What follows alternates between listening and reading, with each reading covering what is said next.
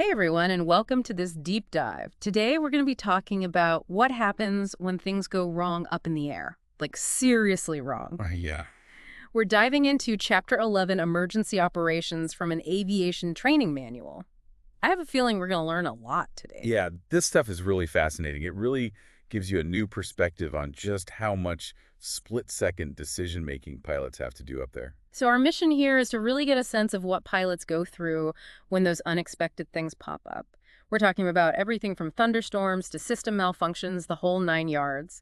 And I don't know about you, but the idea of being in a plane during a thunderstorm is a little nerve-wracking. It's kind of something you think we'd have figured out by now with all the radar and everything, but Mother Nature can still throw us a curveball every now and then. Yeah. Pilots can and do find themselves right in the middle of a thunderstorm. Okay, so let's say you're the pilot and you realize you're about to fly into a thunderstorm.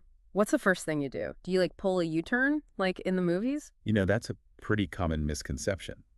It might seem counterintuitive, but turning around would actually mean you spend more time in the storm, which actually makes things worse. Plus, it puts way more stress on the aircraft. The safest thing to do is just fly straight through it. Wow, okay, so you just fly straight through it, but doesn't that mean flying directly into the worst part of the storm? Well, yeah, but remember, the pilot's biggest priority is keeping that plane in the air safely. And so that means adjusting the power to maintain a speed that can handle the turbulence. And that helps reduce the stress on the plane as a whole. You're basically just riding the wave, keeping things as steady as you can. So it's like bracing for impact, but in a controlled kind of way. Exactly.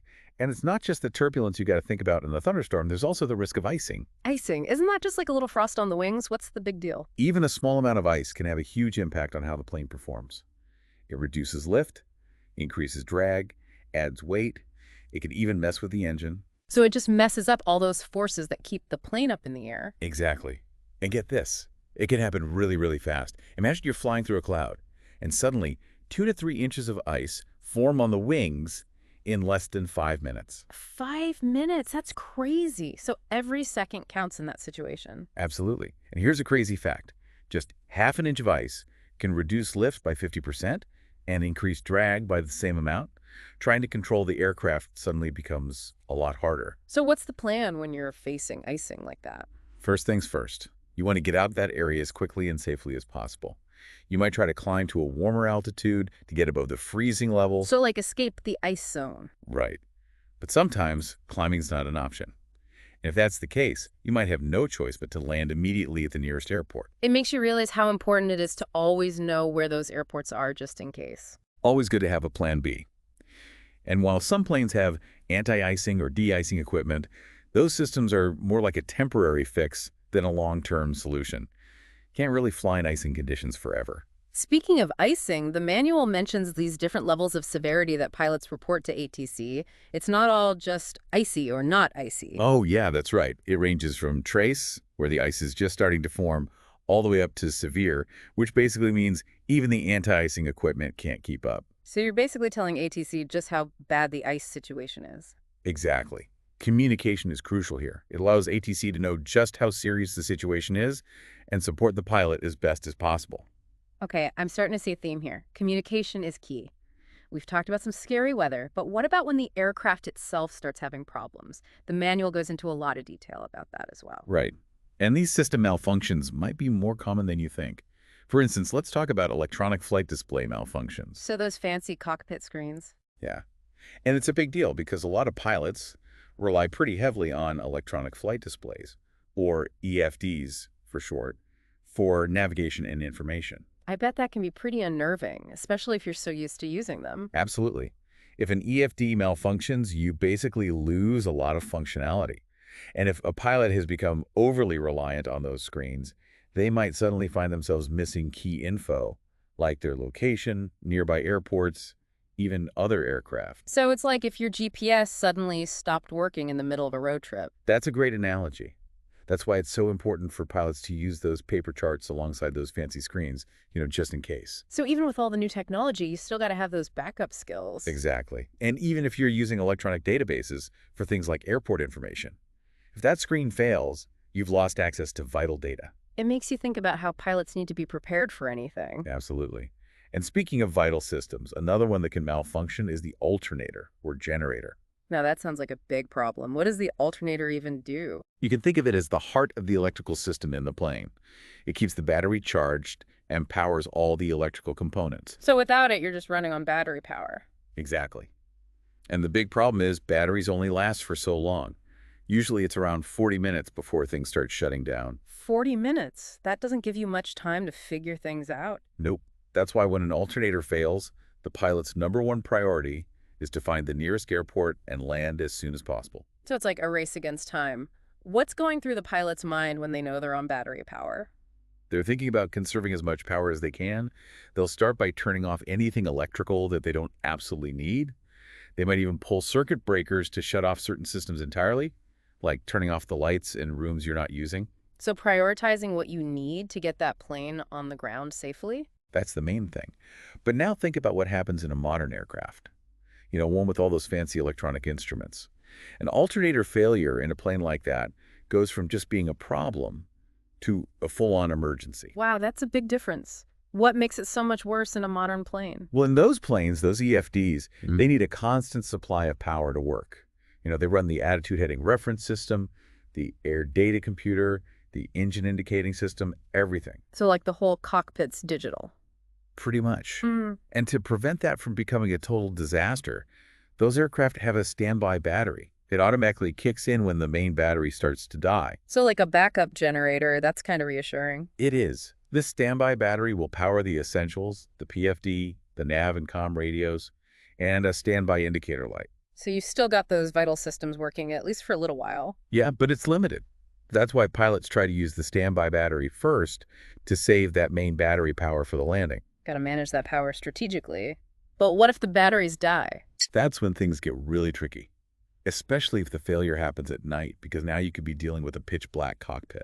Oh man, that sounds like a nightmare. How do you even navigate a plane when you can't see anything? You got to rely on the backup analog instruments, things like the standby attitude indicator, the altimeter, the airspeed indicator, and of course the good old-fashioned magnetic compass. Go back to basics. Exactly. Navigation becomes way harder too. Now you're basically limited to pilotage, dead reckoning, or if you have one, a handheld GPS. It's amazing how pilots are trained to handle so many different types of failures. It's a testament to their skill. And speaking of instrument failures, it's not always the whole system that goes down. Sometimes it's just a single instrument that fails. That's got to require some quick thinking. What happens then? Well, that's when a pilot's knowledge of instrument cross-check really comes into play. Cross-check. What does that even mean? It's a technique where you basically verify the accuracy of one instrument by comparing it to others, making sure they all agree. So it's like double-checking your work, but with much higher stakes. Absolutely. Let's say you think one of your instruments is giving you a wrong reading. You'd immediately cross-check the attitude indicator with the rate of turn indicator and the vertical speed indicator. Okay, but why those three in particular? Because those three instruments all work independently. If they all agree, it probably means just one instrument is wrong. But if they all disagree, it could mean something's wrong with the whole system. So like figuring out where the problem is. Exactly. And once you know which instrument or system is faulty, you can start trying to fix it. This could mean checking the power, switching to a backup, or even resetting the instrument. It's like you're troubleshooting while flying a plane. That's a good way to put it. Sometimes, to minimize distractions, pilots will even cover up the broken instrument so they can just focus on the ones that are working. Makes sense. You need to focus in those situations. You do. Yeah. And, of course, you'd communicate the failure to ATC and potentially declare an emergency if it's serious. Again, communication is key, even for something as seemingly small as a single instrument failure. Right. Now let's move on to another system that can cause instruments to fail the pneumatic system. Pneumatic system, that sounds a little complicated. It is, a little bit. Basically, it's the system that provides the suction or pressure that certain instruments need to function, like the attitude and heading indicators. Okay, so those instruments become useless if the pneumatic system fails. Pretty much. And to make it even trickier, this type of failure can be really gradual. Like the gyroscopes might slowly start to spin down, causing them to drift and give wrong readings. Oh, so like a slow motion failure that could really catch you off guard. Yeah. And what's worse is that many smaller planes don't even have a warning system for this type of failure. Oh, wow. So you've got to be super vigilant and check the vacuum or pressure gauge constantly to catch it early on. Exactly. And this really highlights how important it is to practice instrument flight without relying on the attitude and heading indicators, just in case they fail. Always be prepared. I'm sensing a theme here. There's a reason it's drilled into pilots. Speaking of being prepared, let's talk about another critical system, the pitot-static system. Okay, hit me with it. What does the pitot-static system do? It's basically how your plane senses air pressure and then uses that data to give info to three key instruments: the airspeed indicator, the altimeter, and the vertical speed indicator. It tells you how fast you're going, how high up you are, and if you're going up or down. So if that fails, it messes up three of the most important instruments in the cockpit. That's not good at all. Definitely not ideal. And there are a lot of things that can go wrong with this system. You could have blockages in the pitot tube or static ports, leaks in the system, the list goes on and on. So what happens if the system goes crazy? Well, those three instruments we talked about, their readings become unreliable. You could get a wrong airspeed, a wrong altitude, and you might not even know if you're climbing or descending correctly. Yikes. What can you even do if that happens? The first thing you do is try to figure out what's wrong. Most planes have what's called an alternate static source. It's basically a backup system that can provide static pressure from a different spot on the plane. So it's like a spare tire for your air pressure data. Exactly. But if that doesn't work, or if that system's also messed up, things get a bit more drastic. Drastic. How so? In some planes, the pilot actually has to break the glass on the vertical speed indicator. Break the glass. Why would you ever do that? It sounds crazy, but it actually has a very good reason. Doing that lets the altimeter and airspeed indicator get static pressure right from the cockpit, which might actually give them a somewhat accurate reading. So you're like creating a DIY static port. Basically. And while this might cause a few small errors, it's still way better than having all three instruments giving you totally wrong info. It's amazing what pilots can do to fix these problems mid-flight. It shows you just how much training goes into becoming a pilot. We've talked a lot about plane malfunctions. What about those communication and navigation systems? Those are pretty important too, right? They are. What happens when those systems fail? Well, that's when pilots really got to rely on their training to maintain a safe flight. Complete communication failure is rare, but it is a possibility that every pilot prepares for. So it's like their worst-case scenario plan. Exactly. And what you do if that happens really depends on whether you're flying under visual flight rules or VFR or instrument flight rules or IFR. So like if you can see where you're going or not. Yeah, that's the gist. In VFR, the pilot can just fly visually and land at the nearest airport. But if you're flying IFR, things get a little trickier. Okay, so what if you're flying in the clouds and suddenly lose communication? That sounds terrifying. It's not great, that's for sure. Yeah. But there are very specific rules from the FAA, the Federal Aviation Regulations, that tell pilots what to do in this scenario. That's good to know. So what are the most important things to do if you lose communication with ATC? Well, the very first thing is try to get that communication back. They'll check the radios, double-check the frequencies, and try communicating in different ways, like switching from primary to secondary frequencies. So like checking your phone to make sure you have signal. Exactly. And they'll also set their transponder to code 7600. That's the universal signal for a communication failure.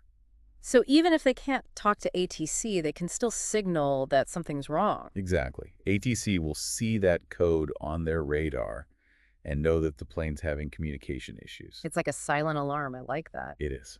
And while all of that's happening, the pilot also has to decide about their route and altitude. So they can't just fly around wherever they want. Nope. The regulations actually have specific instructions about what to do when you lose communication. Can you go over those general rules for the route and altitude? Sure. For the route, the pilot has to stick to whatever route ATC last told them to fly. So if they had a clearance, that's the route they take. So like following the last instructions they got. Right.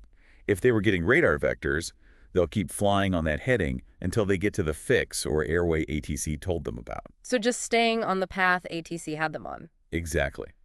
If they didn't have a specific route, they'll fly the route that ATC told them to expect in the next clearance. So basically they just go with the plan ATC would probably have given them. That's the idea. And if none of those work, they just fly the route they originally filed in their flight plan. So there's always a plan, no matter what. Always. For altitude, the rule is to maintain the highest of three options. the last assigned altitude, the minimum altitude for that part of the flight, or the altitude ATC told them to expect in the next clearance. So playing it safe by choosing the highest altitude. Exactly. It's all about avoiding hitting the ground or another plane. Makes sense.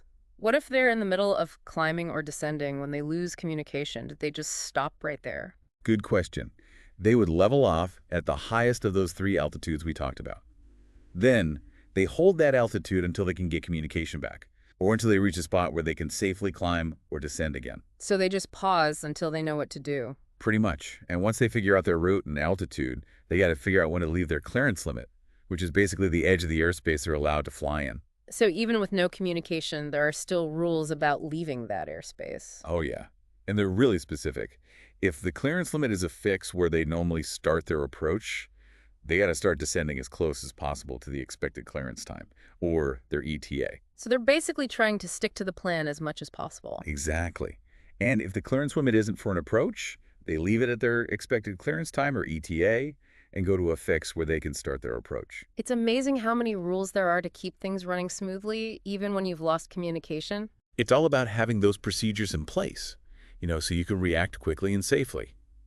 And remember, while all this is happening, they're still trying to get that communication back, monitoring the VADs, trying to contact other planes, calling a flight service station, you name it. So they're not giving up. Nope.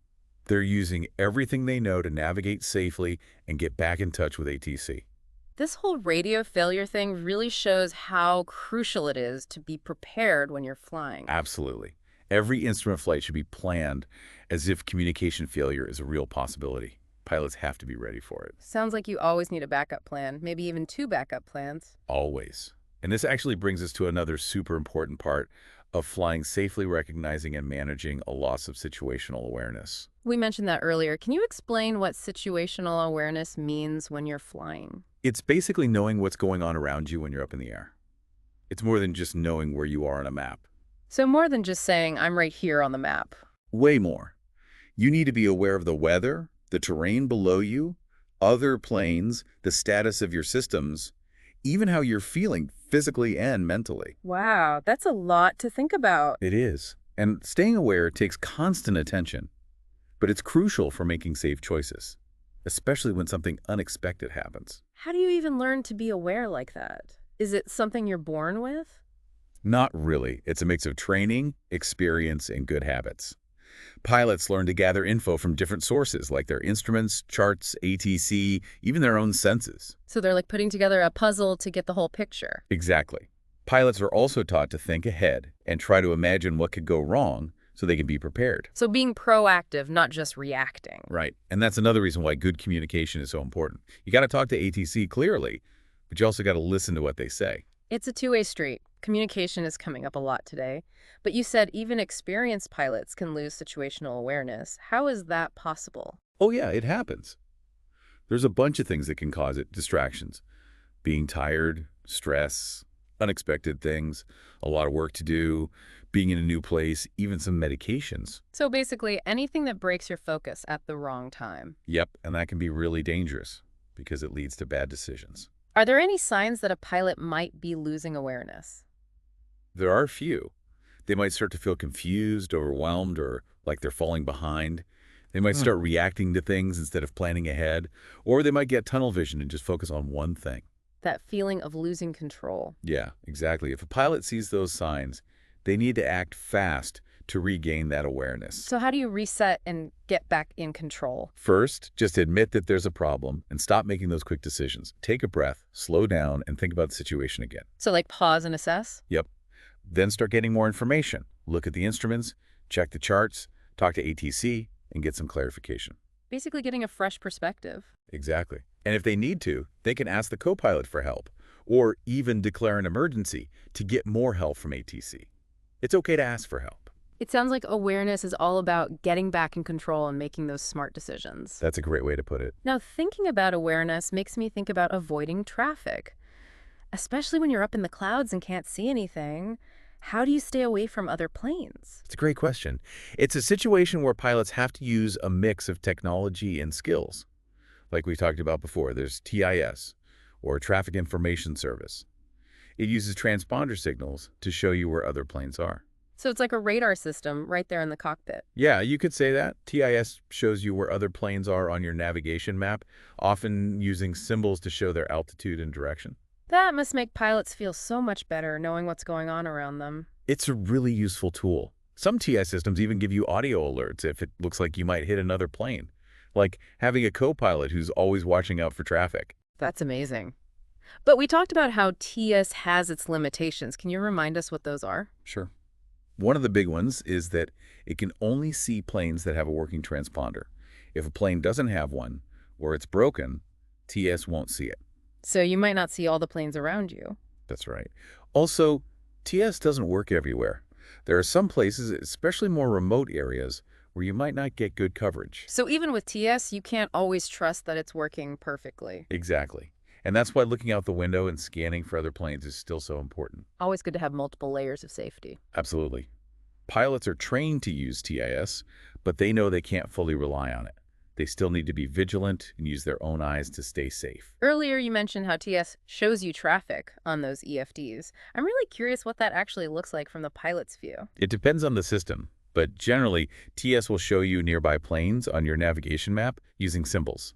Those symbols are often color-coded to show you how high they are compared to you. So it's like you've got a little air traffic control screen right there in the cockpit. Yep. And those symbols can show you other stuff too, like which way the plane's going, whether it's climbing, descending, or staying level. Sometimes you can even see how fast it's going. Wow. They really pack a lot of information into those little symbols. They do. It helps you quickly decide if another plane is a potential danger. It's not just seeing where they are, it's about knowing what they're doing. Exactly. Some systems will even let you click on a plane symbol to get even more info. Things like their exact altitude, airspeed, and ID code. So you've got a whole file on each plane around you. That's a good way to put it. All that info helps you make good choices about how to avoid other planes. It seems like TESIS is a great way to stay aware of traffic even when you can't see very far. It's definitely useful. But, Uh, and this is a big but, it's super important to remember that TIS is just one piece of the puzzle. You still need to use your eyes, communicate with ATC, and use good judgment to stay safe. Absolutely. And this actually leads right back into how those fancy electronic flight displays, or EFDs, can help pilots out in situations like when communication goes down. We were just talking about finding the nearest suitable airport, and these systems have really made things so much easier when it comes to making those kinds of decisions quickly and safely. Like imagine you're the pilot, and you can just tap a few buttons and see information about the 25 nearest suitable airports right there on your screen. That sounds incredibly helpful. It's almost like having an air traffic controller right there with you. In a way, yeah. And it's not just a list of imports either. You get all sorts of details, runway lengths, what the surface is like, available approaches, communication frequencies, everything. So even if you can't talk to ATC, you can still make an informed choice about where to land. Exactly. And some systems will even let you set specific criteria so you only see airports that meet your needs, like maybe you need a paved runway that's a certain length, for example. Oh, that's smart. It makes the information even more useful. Right. Now, there are basically two ways you can access this nearest airport information. One is through the primary flight display, or PFD. That's the main screen that shows all the flight instruments, right? That's the one. A lot of systems will have a dedicated button, sometimes called a soft key, right there on the PFD. You press it, and boom, up pops a list of nearest airports. Right at your fingertips, which is pretty important in an emergency situation. Exactly. And you can scroll through the list, and each airport will have all those key details: the airport identifier, how far away it is, the longest runway, the communication frequency. So it's like a little built-in airport directory. That's pretty cool. Yeah, it is. And if you need more info, you can usually just tap on an airport, and it'll show you even more stuff: the name, location, elevation, whether they have fuel, even what region it's in. Wow, that's a lot of info to help you get a sense of the airport, even if you've never been there before. Absolutely. The second way to find this information is through the multifunction display, or MFD. The one next to the PFD that usually shows the navigation map? Yep, that's the one. And on the MFD, there's usually a whole page just for nearest airports, and this one will often give you even more in-depth info than what you see on the PFD. Oh, wow, really? What kind of extra stuff are we talking about? Well, besides all those basic details we already mentioned, the MFD might show you things like what types of instrument approaches are available, the runway headings, and any special notices or restrictions that are in effect. So it's like a super detailed airport briefing. That's a good way to think about it. And some MFDs will even let you load an approach for that airport directly into your flight plan. That would be so helpful if you needed to divert quickly. Absolutely. And on both the PFD and the MFD, you can usually activate what's called a direct-to function, which basically creates a GPS course straight to the airport you've chosen. It's like having a virtual guide taking you right to safety. I love that. And remember how you said before that you can even auto-tune the radios to the correct frequencies? So even if you're having a comm failure, you can be ready to call them once you're closer. Exactly. This whole nearest airport feature is really a game changer. It's a perfect example of how technology is making flying safer and more efficient. Now let's go back to talking about avoiding other planes, because that's something I keep thinking about, especially when you're up in the clouds relying on instruments. How do you stay clear of other aircraft when you can't even see them? Yeah, it's a good question. And it's a situation where pilots really have to use a mix of technology and good old-fashioned skill. Like we were discussing before, there's TI's Traffic Information Service. It uses transponder signals to actually show you the locations of nearby aircraft right there on your cockpit displays. So it's like a radar for the cockpit. You could say that. TIS will show you where other aircraft are relative to your position, usually using symbols that also indicate their altitude and what direction they're flying in. It must be so helpful for pilots to have that extra awareness of what's happening around them. Oh, it's a fantastic tool. Some TI systems will even give you audio alerts if it looks like you're getting too close to another aircraft. Yeah. It's like having a co-pilot who's constantly scanning for traffic. That's amazing. But we were also talking about how TIs has some limitations. Can you remind us about some of the main ones? Of course, probably the biggest limitation is that it can only pick up aircraft that have a working transponder.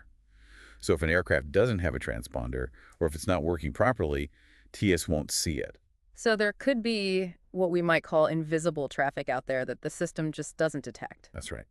And another thing to keep in mind is that TA's coverage isn't available everywhere. There are still some places, especially in more remote areas, where TA's coverage can be spotty or non-existent. So even with TIS, pilots can't just assume that it's going to work perfectly all the time. Exactly. And that's why it's so important for pilots to still do those good old-fashioned visual scans even when they're using TIS. Always good to have multiple layers of safety, right? Absolutely. Pilots are trained to use TIS as a helpful tool, but they know they can't rely on it completely. They still need to be vigilant and use their own eyes to avoid potential collisions. You mentioned before how TIS displays all this information on the EFDs. I'm really curious, what does it actually look like from the pilot's perspective? Well, it can vary a little bit depending on the specific system, but generally TIS will show nearby aircraft on the navigation map using symbols. And those symbols are often color-coded to indicate their altitude relative to your aircraft. So it really is like having that miniature air traffic control display right there in front of you. Exactly. And the symbols often show additional information too, like which direction the aircraft is flying, whether it's climbing or descending or staying level, and sometimes even its ground speed. Wow, so much information packed into those little symbols. It's pretty amazing what they can do with those displays these days.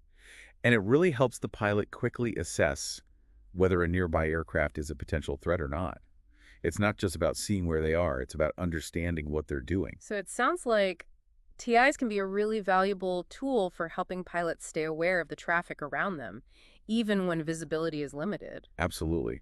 But, and it's important to stress this again, it's just one piece of the puzzle. Visual scanning, good communication with air traffic control, and sound judgment are all just as important for keeping a safe distance from other aircraft. That's a good point. This whole discussion about avoiding traffic really highlights the importance of situational awareness, especially when you're flying in the clouds using instruments. You're absolutely right. Pilots need to be constantly thinking ahead, trying to anticipate potential conflicts, and staying on top of the ever-changing situation around them. Now, a little while ago, we touched on the scenario of a two-way radio failure. And that seems like a situation that would really test a pilot's situational awareness. Can we delve into that a bit more? Sure, we can definitely talk more about that. A come-out situation, as it's sometimes called, is something that every instrument pilot trains for. But it can still be a pretty nerve-wracking experience when it actually happens. I can imagine. Suddenly losing the ability to talk to air traffic control would be a little unsettling, to say the least. Absolutely. But thankfully, there are very well-defined procedures in place to help pilots handle these situations safely. So it's not just a case of every pilot for themselves. Not at all. The Federal Aviation Regulations, or FRs as we sometimes call them, are very clear about what pilots should do if they lose radio communication. That's good to know. So let's walk through this. What are the most important things a pilot should do if they suddenly find themselves without radio communication? Well, the first and most important thing is to try everything possible to reestablish communication. That means checking the radios, making sure they're tuned to the right frequencies, Yeah. and trying different modes of communication, like switching from the primary to the secondary frequency. It's like that moment when you lose cell service and you start checking your phone to see if you can get a signal back. That's a great analogy.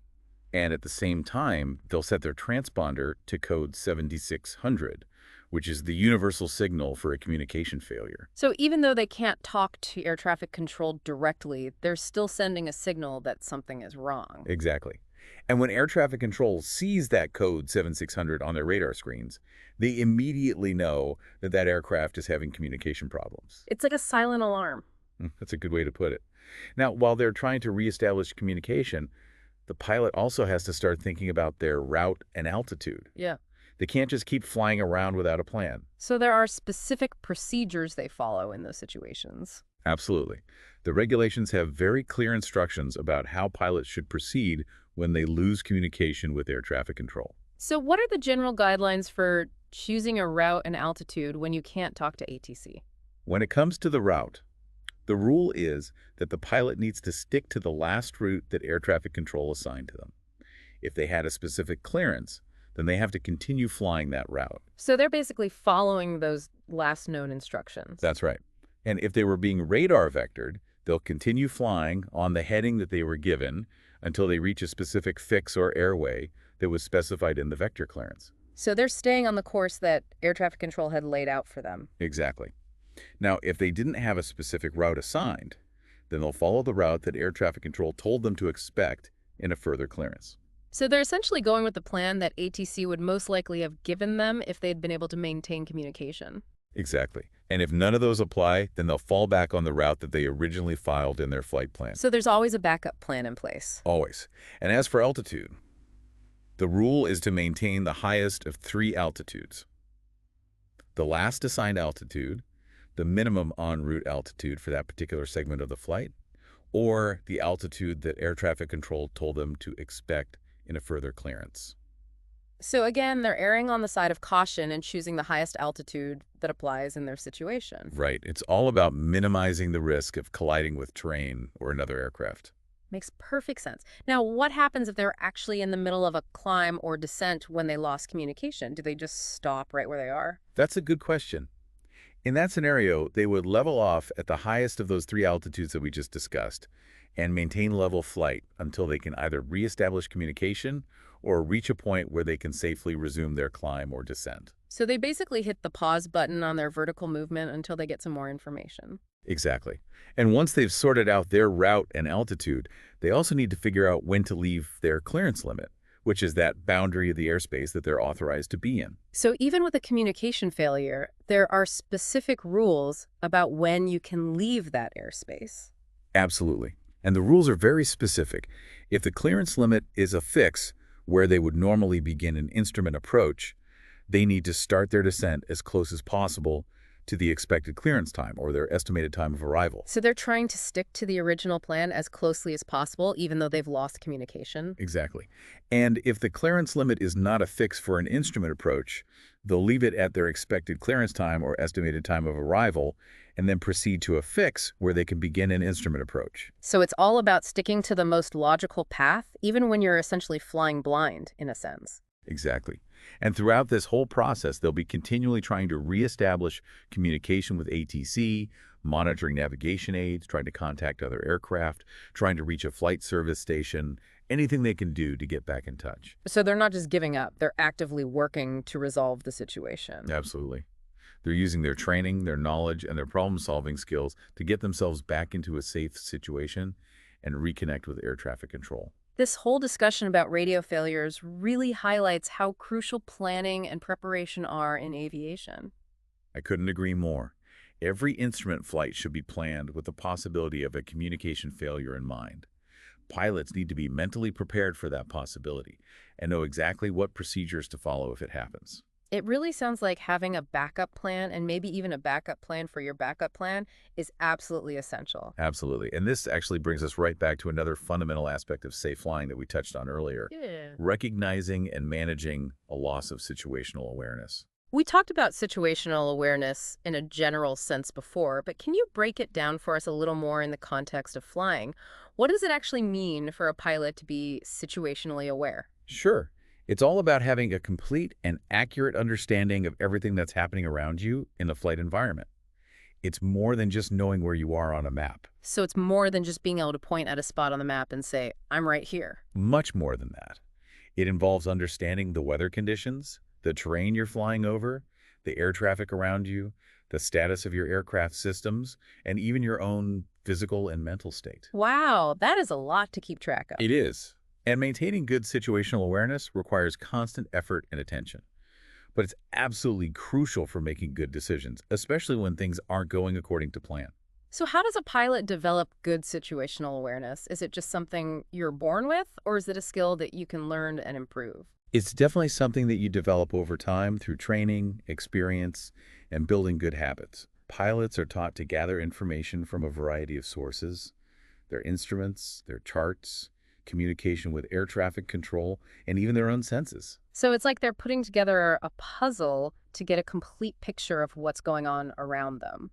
That's a great way to think about it. Mhm. And pilots are also taught to think ahead and try to anticipate potential problems, so they're not just reacting to things as they happen, but they're being proactive. So it's all about thinking ahead and being prepared rather than just reacting to whatever comes up. Exactly. And that's another reason why clear and concise communication with air traffic control is so important. You need to be able to communicate effectively with ATC, and you also need to be a good listener and really absorb the information that they're giving you. Communication really is a two-way street. But you mentioned earlier that even experienced pilots can experience a loss of situational awareness. How is that even possible? It's true. There are lots of things that can contribute to a loss of situational awareness. Distractions, fatigue, stress, unexpected events, high workload, being in an unfamiliar environment, even certain medications can have an effect. So basically anything that can interrupt your focus at a critical moment. Exactly. And that can Yeah. be really dangerous because it can lead to poor decision making. Are there any warning signs that a pilot can look for that might indicate that they're losing situational awareness? There are usually some pretty clear signs. They might start feeling confused or overwhelmed, like they're falling behind the aircraft. They might start making more reactive decisions instead of proactive ones. Or they might start experiencing what we call tunnel vision, where they get so focused on one particular task that they lose sight of the bigger picture. So it's that feeling of losing control, of not being on top of everything that's happening. That's a good way to put it. And if a pilot starts to recognize those signs in themselves, it's absolutely crucial that they take steps to regain that situational awareness. So how do you do that? How do you kind of hit the reset button and get back in control of the situation? The first step is to simply acknowledge that you're having a problem and to consciously break out of that cycle of reactive decision making. Take a deep breath, slow down, and reassess the situation. Take a pause and reassess. That seems like good advice in a lot of situations, not just in flying. It really is. And then you can start gathering more information, whether it's double checking your instruments, reviewing your charts, or asking air traffic control for clarification. So it's about getting a fresh perspective and making sure you're seeing the whole picture clearly. Exactly. And if necessary, a pilot might need to ask their co-pilot for assistance or even declare an emergency to get additional support from air traffic control. There's no shame in asking for help when you need it. It sounds like regaining situational awareness is really about taking back control and making sure you're making informed decisions. That's a great way to sum it up. Now, this whole discussion about situational awareness brings us back to something we talked about earlier, traffic avoidance. Especially when you're flying in the clouds and visibility is limited, how do you make sure you stay clear of other aircraft? You're right, that's one of the big challenges of instrument flying. And even with technology like TIS, there's always the risk of encountering what I call phantom traffic aircraft that just aren't showing up on your systems. Phantom traffic. That sounds a little spooky. Can you explain what you mean by that? Sure. Remember how we were talking about how TS relies on those transponder signals from other aircraft? Well, if an aircraft doesn't have a working transponder, or if it's not transmitting for whatever reason, It won't show up on the TIS display. So there could be another aircraft out there potentially on a collision course with you, and you might not even know it. That's the scary part. And it's not always a case of malfunctioning equipment either. Some aircraft, especially smaller general aviation aircraft, might not even be required to have a transponder. That's a little unsettling to think about. So even with TS, pilots can't just assume they have a complete picture of all the traffic around them. Exactly. TIS is a great tool, but it's not perfect, and it's important to remember that. That's why it's so important for pilots to always maintain good visual scanning habits, even when they're using TIS, and to communicate effectively with air traffic control. It really reinforces what we've been talking about throughout this episode, that aviation safety is all about redundancy and having multiple layers of protection. You're absolutely right. It's about anticipating potential problems and having backup plans in place, just in case things don't go as expected. This has been a fascinating deep dive so far. I feel like I'm really starting to appreciate the complexities and challenges of flying, especially when you're relying on instruments in the clouds. It is a fascinating world, and we've really only just scratched the surface today. Speaking of scratching the surface, let's talk about another type of encounter that pilots sometimes have to deal with, one that can happen even when you're flying in clear conditions with perfect visibility. You mean those times when a pilot might think they see another aircraft, but it turns out to be something else entirely? Exactly. Have you ever had an experience like that? Oh, I have. Hmm. And it definitely makes you stop and think. One time, I was flying a small plane, cruising along on a beautiful day, and out of the corner of my eye, I spotted what looked like another aircraft heading straight towards me. Oh, wow. What did you do? My heart definitely skipped a beat. My first instinct was to take evasive action, to turn sharply to avoid a potential collision. But then, just as quickly as it appeared, this other aircraft just vanished. Vanished? What do you mean? It just disappeared, like it was never there at all. I double-checked my instruments, scanned the sky again, but there was nothing there. That is strange. What do you think it was? Well, after I had a chance to calm down and think about it rationally, I realized it was most likely a case of what's called an autokinetic illusion. An autokinetic illusion? I've never heard of that. It's a perceptual phenomenon that can happen when you're looking at a stationary object against a featureless background, like a clear blue sky. Your brain can actually start to perceive that object as moving, even though it's not. So your brain was basically playing tricks on you.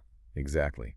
And it's a good reminder that even when we think we're seeing things clearly, our perception can be influenced by all sorts of factors. That's a great point. So how can pilots avoid falling for these illusions? Well, the best defense is to simply be aware that they exist and to always cross-check what you're seeing with your instruments.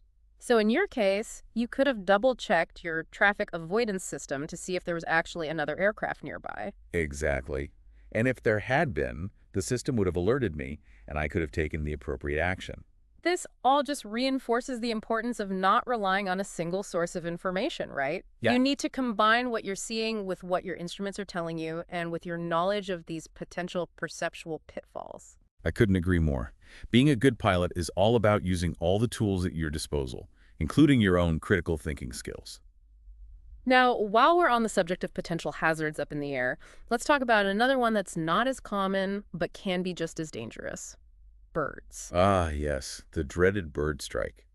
It's not something that happens every day, thankfully, but when it does happen, it can definitely have some serious consequences. I've heard stories about bird strikes causing significant damage to aircraft, even forcing emergency landings. That's right. A bird strike can damage the windshield, the engines, the wings, even the fuselage of the aircraft. So how do pilots avoid birds? Is there some sort of bird radar that they can use to detect flocks of birds? I wish there was.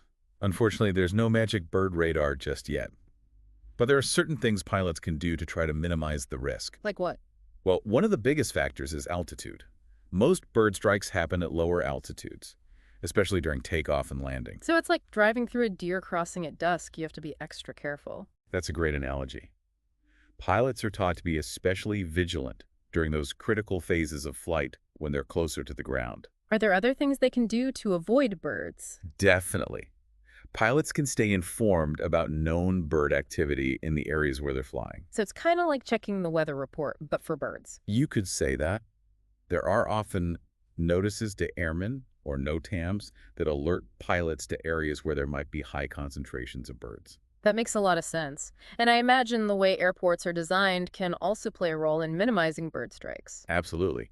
Modern airports are designed with bird avoidance in mind. For example, they try to avoid having standing water near runways because that can attract water birds. It sounds like minimizing bird strikes is really a team effort. It's about pilots being vigilant, sharing information, and working together with airports to make the environment safer for everyone. Exactly. And if a bird strike does happen, it's important for the pilot to assess the situation, determine how much damage was done, and take appropriate action. Sometimes it might just be a minor incident and they can continue their flight, but in other cases, it might require an emergency landing. I can only imagine how scary that would be, especially if the bird strike caused significant damage to the aircraft. It can definitely be a very stressful situation. But pilots are trained to handle those situations calmly and professionally, using their skills and knowledge to make the best decisions to ensure the safety of everyone on board. Speaking of handling challenging situations, let's go back to those communication failures we were talking about earlier. We discussed what happens from the pilot's perspective when they lose radio contact with air traffic control. But I'm curious about the other side of that equation. What happens when it's air traffic control that loses contact with an aircraft? That's a great question, and it's a scenario that air traffic controllers are definitely trained for. They have their own set of procedures that they follow when they lose radar contact and/or radio communication with an aircraft, often referred to as a come-out situation. So it's not just the pilot who has to react and make decisions in these situations. Not at all. Air traffic control plays a critical role in trying to reestablish that contact and in ensuring the safety of the aircraft that's lost communication, as well as all the other traffic in the area. Can you walk us through what typically happens on the air traffic control side when they lose contact with an aircraft? Sure. The first thing they'll do is try to reestablish communication with the aircraft on all available frequencies. They'll also try to contact the aircraft on the emergency frequency, which is 121.5 megahertz. So they're trying every possible avenue to get back in touch. Exactly. And while they're doing that, they'll also be watching their radar screens very carefully, trying to locate the aircraft. If they can still see the aircraft on radar, they'll try to vector other traffic away from the aircraft's last known position. So they're basically trying to create a buffer zone around the aircraft, even though they can't talk to the pilot. That's right.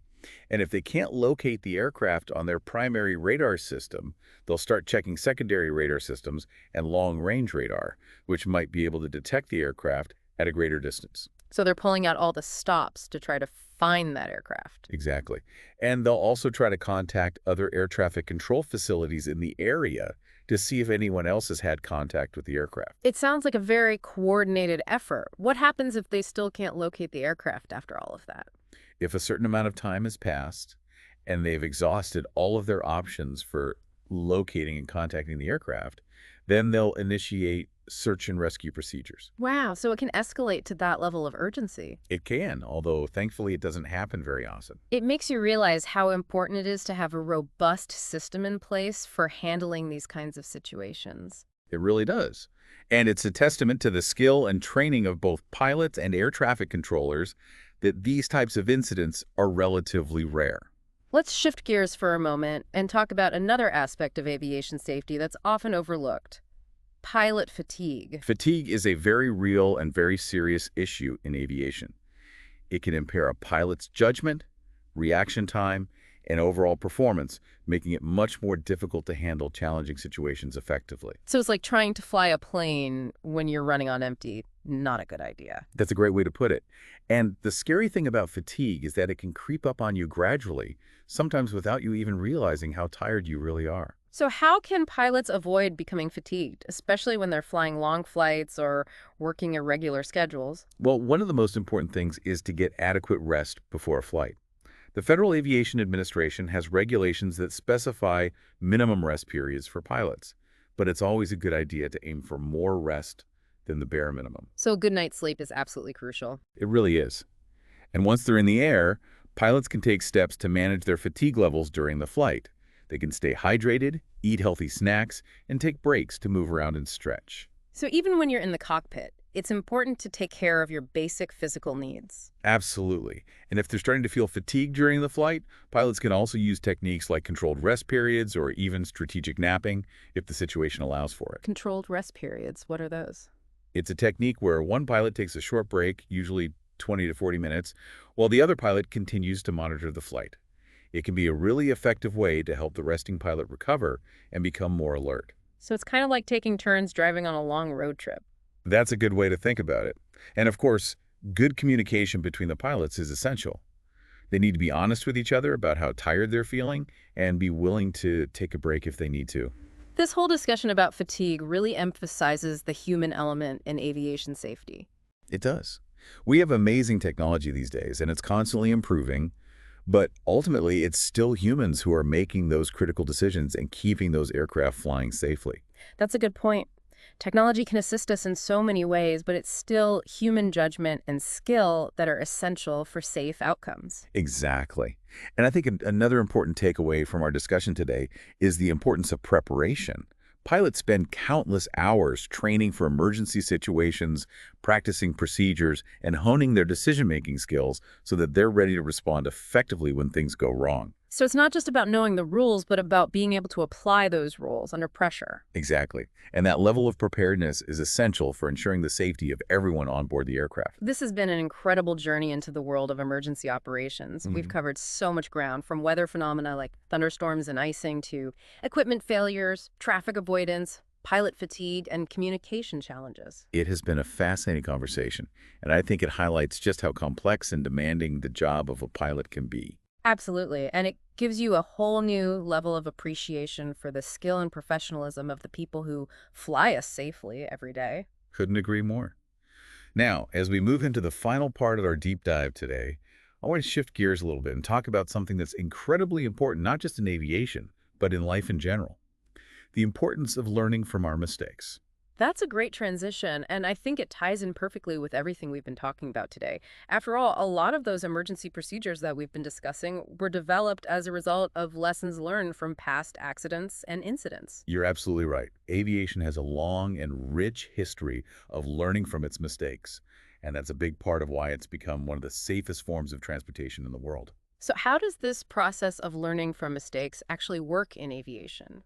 Well, it starts with a commitment to transparency and a willingness to thoroughly investigate incidents even when they don't result in a major accident. So it's not just about focusing on the big headline-grabbing crashes. Not at all. Every incident, no matter how seemingly minor, has the potential to teach us something valuable that can help improve safety. That makes a lot of sense. So what are the typical steps involved in investigating an aviation incident? It usually involves gathering as much data as possible.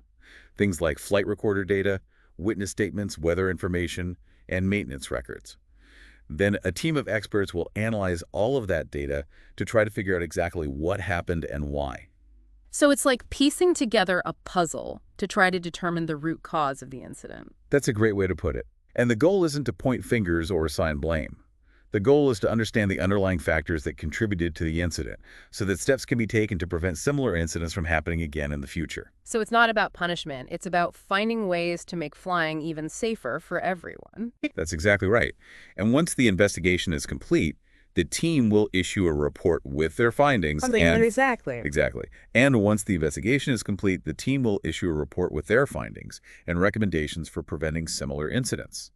These recommendations might include changes to training procedures, aircraft design, air traffic control procedures, or even regulations. So it's about taking those lessons and putting them into action. Absolutely. And the aviation industry as a whole is actually really good at implementing these changes and taking the recommendations seriously. That's good to hear. It sounds like this whole process of learning from mistakes and making things better is a huge part of why aviation is so safe. It really is. And it's something that other industries could definitely learn from. I agree. Before we finish up this deep dive into emergency operations, I want to touch on one more thing. Aeronautical decision making, or ADM. ADM is a crucial skill for any pilot. It's about having a structured way to think about risks, look at your options, and make smart choices when you're flying, especially when you're dealing with unexpected challenges or emergencies. So it's like a mental checklist for making good decisions under pressure. That's a great way to think about it. ADM helps pilots avoid those common traps, like making rash decisions, getting tunnel vision, or getting stuck on one solution without considering others. So staying calm, thinking clearly, and being open to different possibilities. Exactly. And a big part of ADM is being honest about your own limits and knowing when to ask for help. There's no shame in asking for help, especially when safety is involved. Absolutely not. And that brings us back to why good communication with ATC is so important. A pilot needs to explain their situation clearly so that ATC can give them the right support. That teamwork element again. It takes everyone working together to keep things running smoothly. It really does. Pilots and air traffic controllers are partners in creating a safe and efficient system. And that partnership becomes even more important during emergencies. As we wrap up this deep dive, is there one main thing you want our listeners to take away from all of this? The biggest thing I hope people remember is that safety in aviation is a multi-layered thing. It's not just one thing, it's a whole bunch of factors working together. Well-maintained aircraft, solid procedures, advanced tech, and of course, well-trained professionals. Like a safety net with a bunch of strong ropes. Exactly. And each of those ropes is super important. Technology can help pilots avoid danger and make smarter choices, but in the end, it's still the humans who are ultimately responsible for keeping those planes safe. It's a good reminder that even with all the tech in the world, human skill and judgment are still crucial. Couldn't agree more. Yeah. And another thing I'd emphasize is the importance of preparation. Pilots spend a ton of time training for emergencies, practicing those procedures, and getting those decision-making skills sharp so they're ready for anything. So it's not just about knowing the rules, but about being able to use them when it really counts. Exactly. And that preparation makes all the difference when it comes to keeping everyone safe. This deep dive into emergency operations has been absolutely incredible. I've learned so much, and I'm sure our listeners have too. It's given me a whole new level of respect for how complex flying is and how dedicated everyone is to making it safe. I'm glad to hear that. I want to leave our listeners with a final thought. Imagine you're the pilot and you're facing one of these emergencies. What's the most important thing you need to do? How would you use everything we talked about today to make the right decision? That's a great question. It really gets you thinking and putting all this knowledge to work. Exactly. Because when it comes down to it, safety in aviation is something we're all responsible for. That's a great point to end on. Thanks for joining us on this journey into the world of emergency operations. It's been my pleasure. Until next time, keep exploring, keep learning, and as always, stay curious.